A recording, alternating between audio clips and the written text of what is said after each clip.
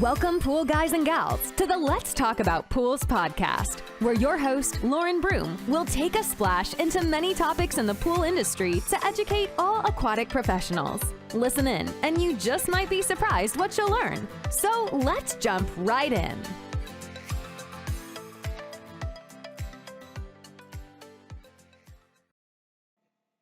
Welcome, everybody, today to the Let's Talk About Pools podcast. And on episode 65, I interviewed Tiffiny Consoli, who is the first franchisee for Pool Scouts. And we talked about her awesome success that she's had as the first franchisee with this awesome company.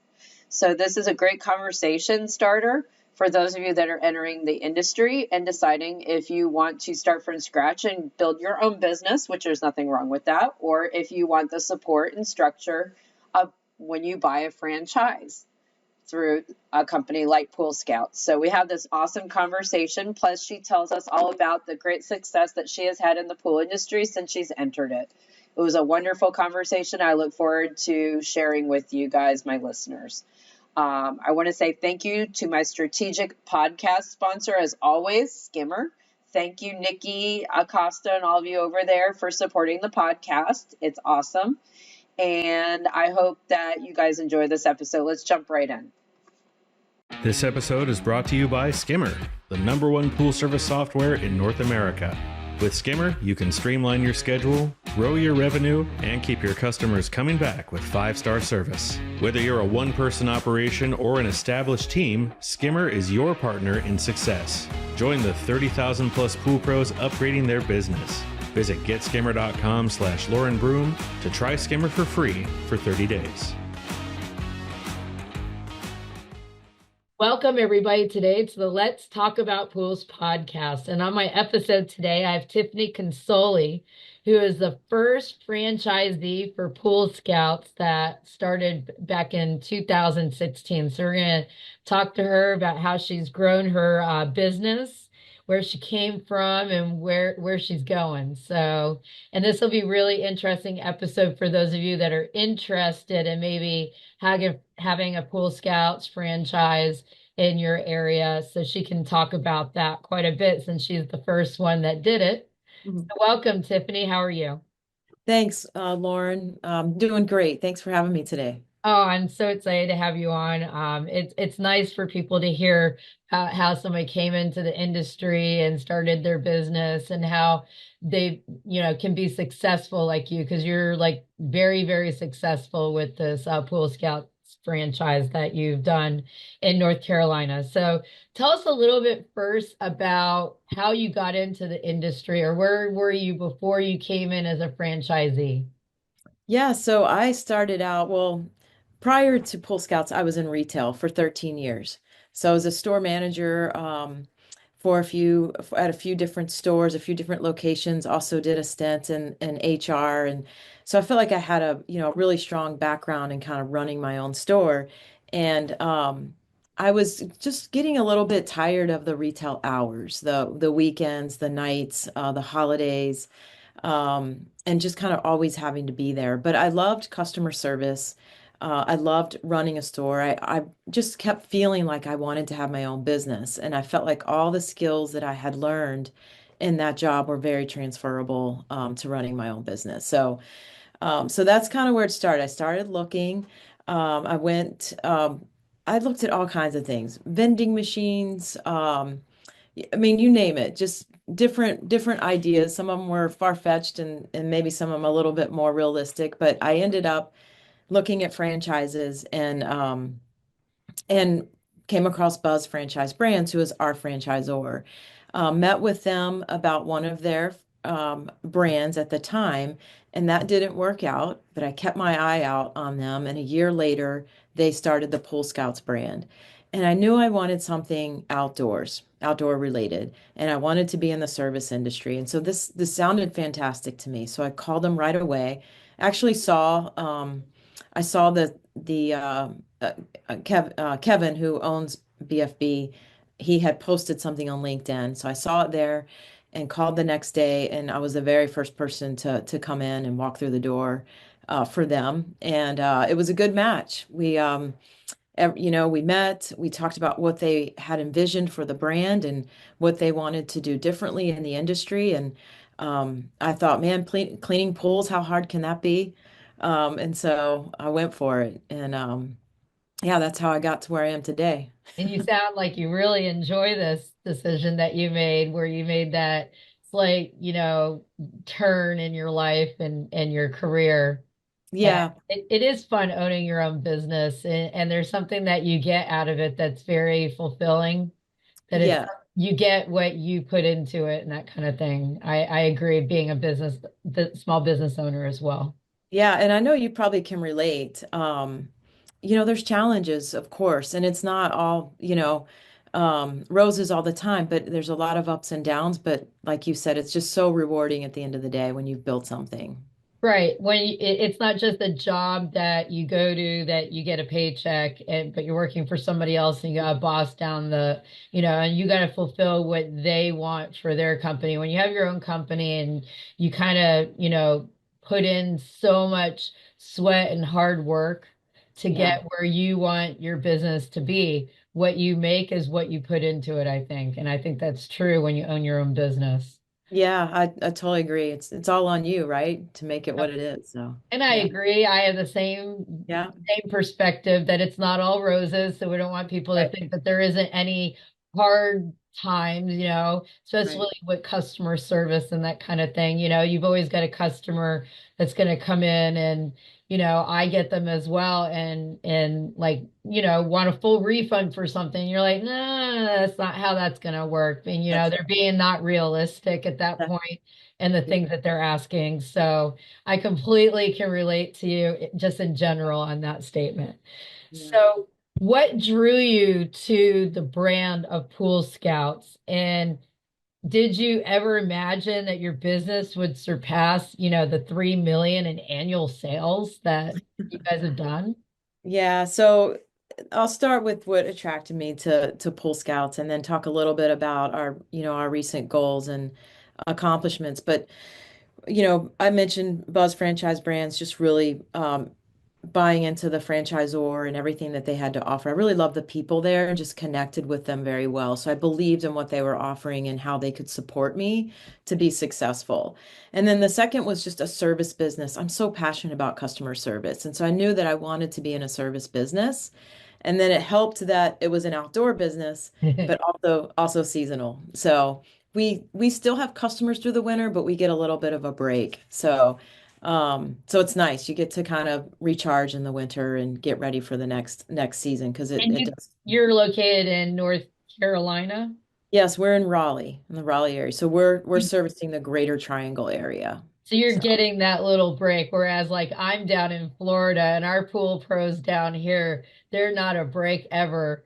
It's like no. going every residential pool is every week, year round. I mean, it slows down a little bit on like, what's going on exactly, because the cooler weather definitely helps, slow down the service a little bit and make it a Yeah, little bit easier. The summer's always fun. That's when we start getting our algae blooms and everything. that's right.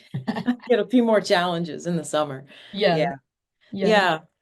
So, I mean, as far as, hitting the 3 million mark, I think, it's hard to see in the beginning when you're first starting out. There's so many challenges to it and you're just in the grind day to day. But you set goals and you work the plan.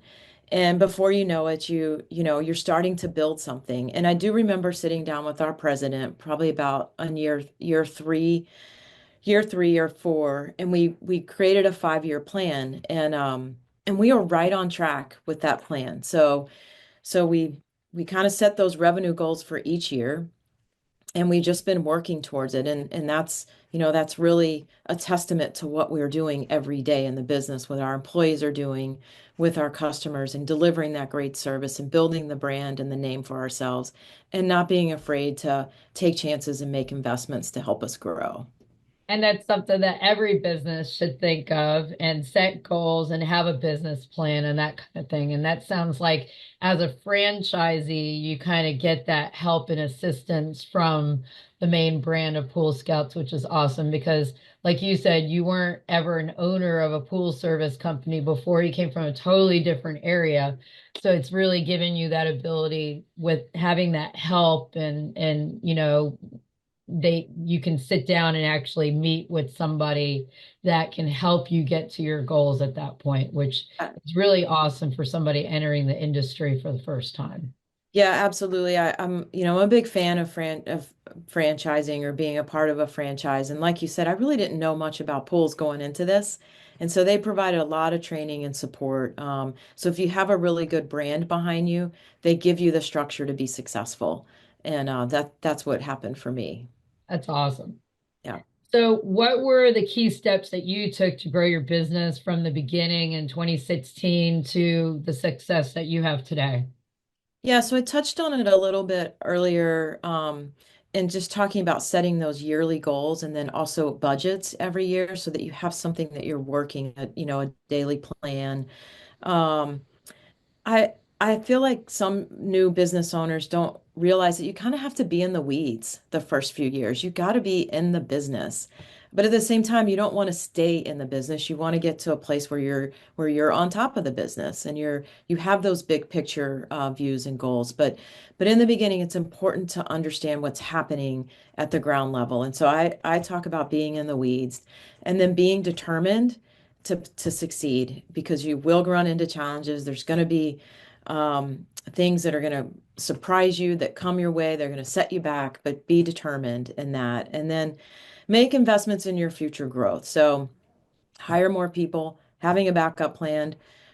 Lauren, creating a culture for your company is so important. And so we realized that very early on. We needed to have core values that we live by, create a culture where people want to work here and like working here, and then work a way up to where we could offer benefits along the way. And so we kept increasing the things that we could offer to them, whether it be vacation or health insurance or even 401(k). So those things helped us as we were able to put more things in place as we continued to grow. We could put more things in place to help support our employees. That helped us keep them longer and makes it a more attractive place to work. And that's so important, especially right now, right? That whole keeping your employees longer. We were just talking off podcast, Yes, about, employees are an investment for a place of employment. And so you don't want them to come in, you kind of get them trained and then they leave and move on. that's And you right. lose that information that you've, given them at that point. And Yeah, and so it's the benefits, but it's also thinking of an employee again as an investment and keep finding ways to keep them because you don't want to have to keep training people over and over and over. So our industry really struggles and they really need to find ways that they mhm, can really keep these very well trained, very motivated staff that are going to be, coming into work and they're so thrilled to be there and they want to come do that job for you and do a good job at the same time, not just coming and go, oh my God, this is just another job. right. Right. And so That's right. you talked and hit on some of those key points of trying to keep employment. And that has been a difficult thing for our industry and many industries in general since COVID kind of started and then left. No, Yeah, we're still in this weird place of employment that we haven't gone back to the way it was. So yeah. thank you for hitting on that because that was very important. Keeping the employees and long term, think long term, longer than 5 years. If you can get, 10 years, get them to retire from you, the longer you keep, the more information they have. It's valuable, isn't it? The It information is. that they carry, you could go on vacation and they could still that's how you got to look at. Can that employee be able to do their job without you having to be there and you're gone for a week or two on vacation as the owner? You know, That's right. that's how you got to think of an employee because if you're keeping churning out and having new employees constantly, you're never going to be able to really be able to leave that business to go on vacation or do anything else. So it's Yep. giving them almost an autonomy that they have enough knowledge that they can make decisions while you're not there. And not That's have to go, hey, I'm bothering you while you're in Hawaii. I'm sorry, right. and that's something Yeah. that you should be able to, leave and not have to get all those phone calls constantly, right? Absolutely. I think, business owners don't have a lot of work-life balance. And so it's important that you, as you grow your business, you are planning for yourself to be able to be away at times. You need that to be away, to be able to recharge, spend time with your family, whatever it is. And so you're exactly right. You got to keep people, longer so that they can learn the business and one day, hopefully run the business. Right. And the best way is to make them feel valuable in some way. And it's benefits, it's health insurance, all those key things that you hit on, Right. vacation time, that's important to them. And then also, having the ability to move up in a company where they don't feel like they're just flatline where they're at. Some employees are fine there and some want to have that feel that you are okay with them wanting to grow and getting educated and keep growing in the business. And that's an important key thing, I think, because some employees, they feel like they're flatlined for years. They're going to start looking for a job where they can grow somewhere else. And that's not Yeah. going to help you because you put so much time into that training that employee. So Yeah. we've hit some good points here. I know we're off our what we were going to talk about, but I thought that was a good important thing that you brought up that you guys are doing, which other people can learn from as well. So can you share a real good standout moment or like turning point in your journey that made you realize you were on the right path to building something really special with your business? So I thought about this a lot, and it's funny that you mentioned COVID because that was a really sort of pivotal year for us. We were deemed an essential business, and our while everybody else was struggling that year, our business was booming and we were growing. We took on a lot of new customers, and all of our customers wanted to get their pools opened earlier and ready to swim earlier because everyone was home, and so they wanted to be in their backyards. And so that year we had a significant amount of growth, but also had the challenges of working through all of what COVID brought, less supplies, more expensive to get product. It took longer. We were, nervous we weren't going to have chlorine for pools, things like that. It was harder time to find people for hiring people. Um, but that was the year that we hit nearly 1 million. I think we came in at 950,000. And when we made it through that year, I realized at that point, hey, if we can get through a year like this and the challenges that we have and grow our business the way we did, that we really had something special and that we were on our way to gain to getting to the goals that we had set out for ourselves. So I really feel like that was for me like the moment of, okay, we've got a good thing going here and we can keep it going. And I've heard that same kind of idea from a lot of people that I've Okay. talked to in the industry. That year really changed things for the pool industry. And we were an essential industry because I mean, if you talk to a health agency inspector, they're like, the last thing we need on top of COVID that we're working is a recreational water illness outbreak. We don't need Absolutely. all these outbreaks to occur on top of this pandemic that they were trying to work at the same time Yep. because that's where I came from. And I worked the first 5 months of COVID. I knew that you guys were an essential workforce that needed to be, and the reasons why, Right. that background why, because we didn't want people to get sick from crypto Right. or any of those other lovely RWIs, right? Yeah, it made sense. People were using their pools more than ever. And they needed to be outside, right? We needed to get people outside. So yeah, it did make It made sense. complete sense. Yeah. So this question I'm going to ask it, because I'm a female business owner as well.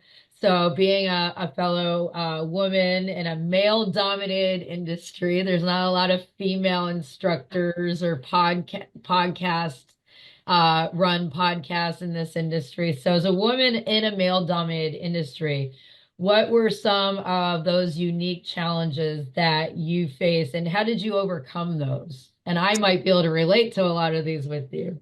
Yeah, it'll be interesting to compare our experiences here, but I get this question a lot and it's somewhat hard to answer, but also it's not. I mean, I had so much support from the men and the women in this industry when I started out. I didn't know anything about pools really. I mean, just, your basic pool knowledge, and I had to learn everything. And I never felt like people weren't willing to help.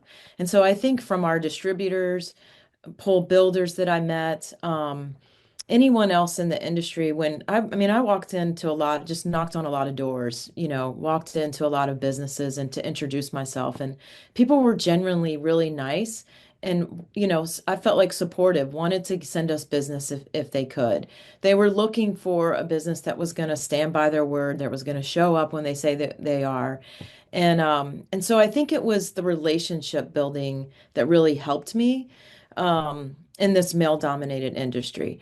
I think the challenges were more really with male employees.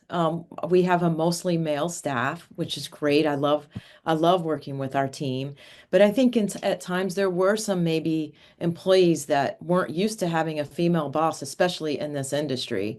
And there might have been challenges with giving coaching and feedback and things like that. But overall, my experience in this industry has just been really, really, I mean, for the most part, um, very inclusive and very supportive. Yes, everything you said is how I feel. There's a lot of good networking in the industry, and there's a lot of respect for all of us in the industry, male and female. So I feel that just like you do. And having that ability to network, going to conferences and that kind of thing has really helped a lot, with that kind of thing. So that was lovely to hear. Yeah. So, franchising people, kind of get nervous about that word. I don't know why, but franchising offers, that structured way to enter business ownership if you don't really know how you're going to get into this industry. So, what advice do you have for someone considering franchising, especially in the pool industry? I, th you know, the franchise is going to offer you, like I've mentioned before, a lot of structure and support. And so I think you have to go into it open and to working the plan that they set out for you. So not only do you have to create your own goals and, you're responsible for the success of your business at the end of the day, but they will provide you a path for success. And so if you follow the plan, I think that you can be successful with any franchise. They're not out there. They want their franchisees to be successful. That helps them as well. So obviously, so they need us to do well. They're going to provide the support to help you get there. If they're not a good franchise. Um, and so I would just always say make sure that you work the plan, but also understand that you own that business at the end of the day, and it's up to you also to make it successful. They can't do it for you, but they can give you a lot of support to make it happen. Right. As we said earlier, you get what you put into your business. And so having that plan and know what your goals are by end of year. And if you didn't meet them, how can you meet them the following year? And Yeah, always trying to make improvements and that kind of thing. And I think that's important. The important part that's different from just starting your own pool service business and you've never been in the industry before, to having a franchise option is that you're getting that support in an area that you don't really know what you're doing when you're walking into it. So the business model set up, you get help with the training and the education and how to set up it's all, what do I do with the money, as yeah, a business? And so you probably get a lot of coaching and help so that you're successful. Because, like you said, if you're successful, it helps Pool Scouts as a brand as well. So that's they're right. going to want to give you everything that you can in the coaching sense to make you successful because it makes them successful. And that's an important support structure that you have talked about throughout the podcast already. Yeah, yep, absolutely. So what makes the home services sector and Pool Scout specifically such a good opportunity for aspiring business owners that want to join in this space? What I liked the most coming into this was that it was a recurring services model, recurring revenue model. And so you can really count on that, year after year. The idea is to gain customers and hopefully keep them for 10 years. That's been always been my motto. It's like, let's have a 10-year relationship at least with these customers. So that recurring revenue model is really great in this business of pool maintenance and cleaning. And then I also love that it's a semi-seasonal for us in Raleigh. It's like you said, it's not in Florida, but there are downtimes, I think, wherever you are. But for us, I like the semi-seasonality of it in the winter, December, January, February. It's a little bit slower. We get to recharge and get ready for the next year because it gets crazy in March, April, and May. Uh, but Reopening time. yeah, that's right, exactly. Um, and then, I think just building a customer base, this service model provides the ability to build a customer base. And with that customer base, it gives you the chances or the opportunity to offer more services later on. So the more customers you have under your belt, and the more recurring revenue you have coming in, it will provide you the opportunity to offer more services or different services later on. So you can continue to grow your business in different ways. We're doing a lot of repair services now, replacing vinyl liners, doing pool equipment repair, safety cover installs. So whatever, we can learn and do to grow our business, we're in a great position to do that now. That's awesome. Yeah. So how do you balance, maintaining a high growth business, which we've talked about already, with upholding your customer service standards that you've contributed, to your success? And I know you have that large customer service background from previous experiences in your life. So let's talk about that a little bit. Yeah, so I stole from my retail days. We used to have a daily huddle, and I stole that idea and I brought it to Pool Scouts, and I've had a daily huddle every day since we started the business. Even when I only had one or two technicians, we met in the morning. We went over all of our customers for the day together, and we did that. I did that for it's probably 7 years. Last year was the first year where in the winter we went to a once a week huddle. But in the summer, between March and December, or yeah, March and December, we do a huddle every single day. And so that's our time, our chance to meet with everybody, set the tone for the day, go over anything that might have come up about customers, challenges that they've had or challenges we're having in ensuring that they're getting great service, things that we're running into that maybe we're forgetting to do and need to remember to do, or things we could do better. And so it's our time to get together. When in our business, when the day starts, we have 19 vehicles going out in 19 different directions. We don't see each other throughout the day. So that 5 or 10 minutes that we spend together is really important for connection and teamwork. So that's one way that we've tried to help maintain our customer service through the years. The other way is Pool Scouts has a set of standard service expectations that all franchisees are expected to follow. And so we have that hanging on our wall, and we review that periodically with our staff and with any new employees coming in. And it does help to provide consistency across the board. And I like we talk about a lot in our company is we're really only as good as the last service we delivered. So sometimes our technicians aren't always at the same pool, and they're relying on that technician that came in last week to have done a great job. If they don't, then that makes it harder for the technician that's there, but it also gives the customer the the idea that maybe we're not consistent or we're not as good as we want to be. And so we talk about consistency a lot as well and how important that is. I think consistency is an important one, communication, which is why you're doing your huddles in the morning. That Yes. communication that you're having within your business with everybody, you know. Yep.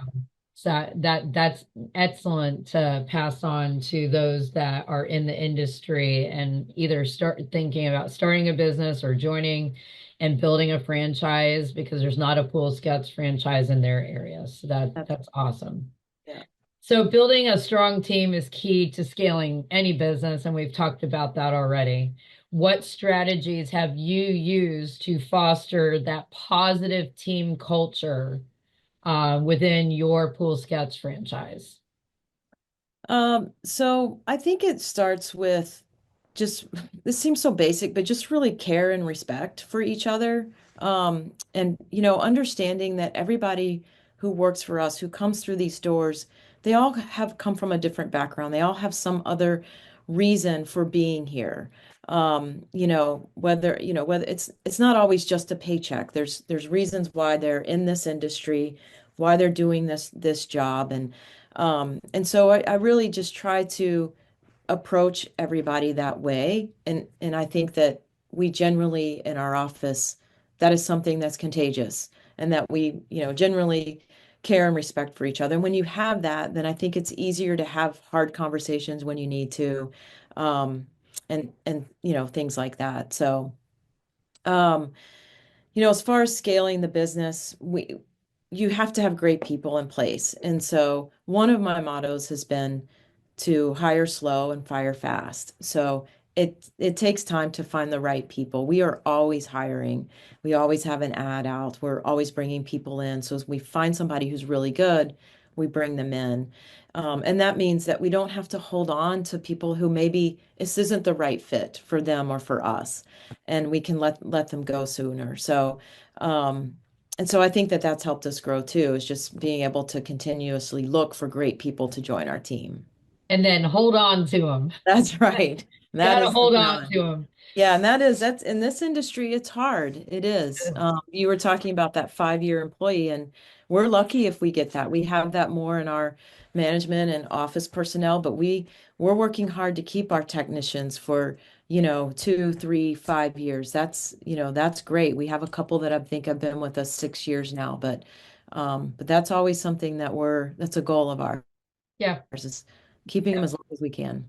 Yeah, definitely. So what qualities do you look Yeah. for in your team members when you're hiring, and how do you empower them to deliver exceptional service? And we kind of talked about this, but let's bring it back a little bit. Okay. I think as far as look, attributes, it's got to be somebody who wants to work hard. It's a hard job. It's not easy. It's very physical. So they have to want to work hard, but they also have to have critical thinking skills in the pool industry. You have to be able to go in and figure out maybe what's going on with the pool chemistry, with the water, maybe what's going on with the pool equipment, thinking through problems and issues that might be happening. Every backyard is different. So it has to be someone who really likes something different every day, and thrives in that environment. There are people out there that want the same thing every day, know what to expect. And in this business, you don't know what's going to happen each day. So someone very flexible, yeah, wants to work hard, is passionate about people and customers, and wants to build relationships. I think that's really important too, is that they're not afraid to knock on the door, not afraid to talk to people when they need to. Yep, communication. That's always a big thing. We keep coming back to that, don't we? Yes, you can't be on your phones, and it's not just about texting and emailing and all that stuff. It's about talking to the customer, talking to your boss, talking to your coworkers, like Yeah. real people do, Yes, like we used to, right? that's right. Those cell phones don't really foster those things because you can't tell how somebody says something I when they're know. saying it, and customers will have no idea and they may take it a wrong way. So it's always important, and that fosters a lot more of that personability. I always say personability with your business is important, Yes. that they know your people just Yep. like they are. And that makes them feel like, even though they're your customer, that you care about them. There's just that feel of care, I think, that the customer will feel with that Yep. personability when you run a business. So, I agree. I think there's also the aspect of trust too, right? When you get to know people and they see you and you know their name, and you form conversations with them, they just trust you more. yeah, I So, totally agree with you. And that's how I kind of run my business as well. I try to be that way. And I'm constantly getting, people that I don't know, and they're all over the country. And so, the depends on your business and how much you can do that. What are the possibilities, right? that's great. Yeah. So, who or what has been your biggest inspiration as an entrepreneur? Hmm. So I don't know if there's been one person, so to speak. I think I've been inspired to be successful, maybe from my family background, my parents. I've had, successful people in my family, aunts and uncles, and I think that's always been an inspiration is to want to do good. Um, and I'd say maybe even for me, it's somewhat of a fear of failure, like not wanting to fail, as inspires me to come in and be successful every day and make sure that we are successful. So I think, and then just maybe just to build something of my own is has been an inspiration, and then of course. I get inspiration every day from the people that I work with. I love our technicians. I love our office people. It's just so nice to come in and be part of this team and this culture where we all really want for Pool Scouts to be successful. And so that's a daily inspiration, I think, for me. You feel like you have fulfillment from what you're doing. It's Absolutely. something important to come in every day and like what you do too, right? Yes. And Yes, it enjoy is. it. That's a big inspiration too, just knowing like this is my business that I've built up, Right. and as we're coming back to it again, I get what I put into it. And you That's right. sound like you put a lot into it because of the care for your customers, for your staff members Yeah. that work for you as well. It's not just taking care of the customers. You're also sound like, and you've talked about how important your employees are and your management staff and your office staff. Like everybody has an integral part in making your business successful. It's not just you. You have to have the other people, and they're an important part of it as well. And you foster that within your business personally. Absolutely. Yeah, you nailed it on the head. It's not just me. This is a team of people that we rely on every day. And so couldn't do it without them. Yep, I Yeah. agree. So Yeah. if you could give one piece of advice to someone that's just starting their business journey, what would it be? So when I started this business, I had this inner voice all the time, just saying, go for it, do this. This is what I wanted to do. I had this drive to do it. And I think you really have to listen to that inner voice. Um, and follow it. Just follow what it's telling you, go for it. And then like I said earlier, have determination and be tenacious because you're going to need it at times. And be prepared for challenges and ready to take action because you're going to have challenges that come your way. And so just be ready for that and be ready to take action and use that as learning experiences for how you're going to do better going forward. You just nailed that right there because Yeah. being a business owner myself, there is going to be a time that you're going to fail. Yep. There's going to be something. Hopefully, it's a small failure that's not going to collapse your entire business, but you learn from the failure so that you don't make the same mistake again. And so you move forward as well. So the two key things is identifying that you will fail somewhere along the way. How do That's you fix it? And how do you move forward, learning from it, but not dwelling on it the whole time and making your business better from the mistakes that you make? And absolutely. owning up to it because it does happen, it's when people try to do the wrong thing or lie, and Yeah. that's not something I feel is coming from you guys over at Pool Scouts at all.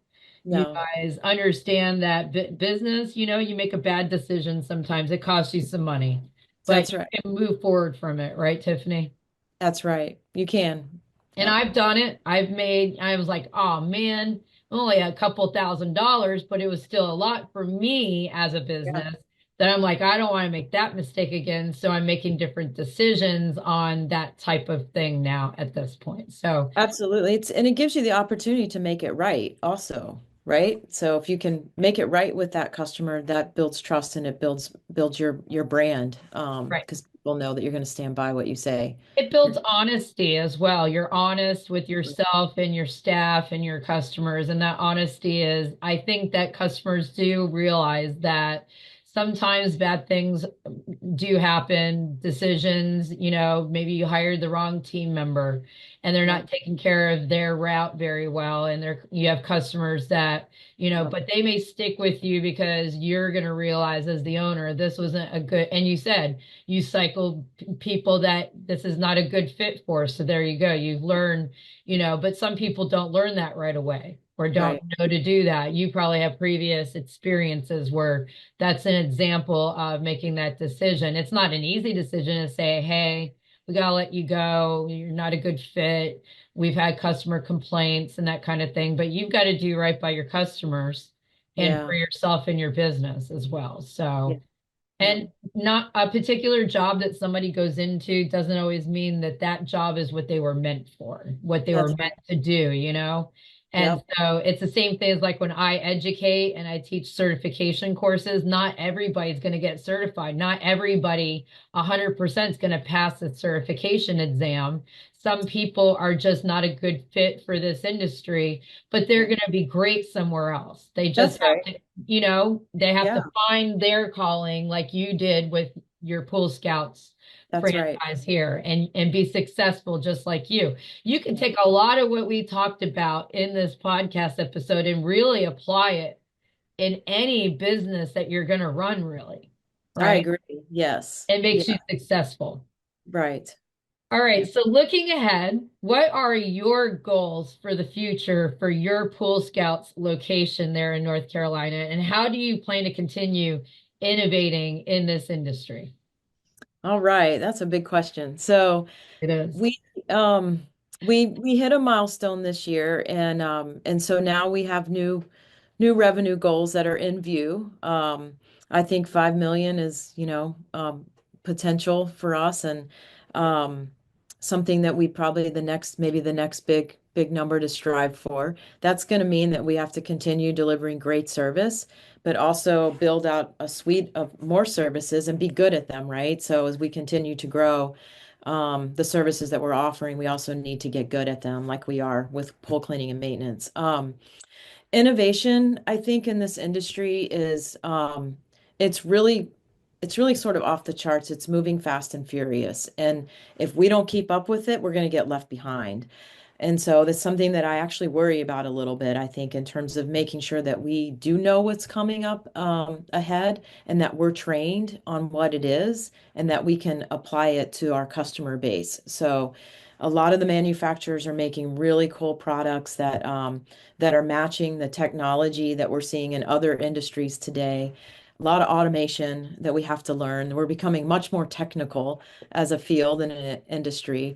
And so we've got to do our job to stay on top of that and make sure we don't fall behind. And that's just going to mean more training for our technicians and for our whole team, and really staying connected with those manufacturers too to see what's coming out and understand what can make the customer's life even better, even easier as it pertains to the pool. So we're delivering a great service, but they can even enjoy more aspects of their pool from an automation standpoint and technology standpoint. We want to be able to provide that for them. Yeah, you're able to do a lot more on your cell phone now, and it's very easy for customers.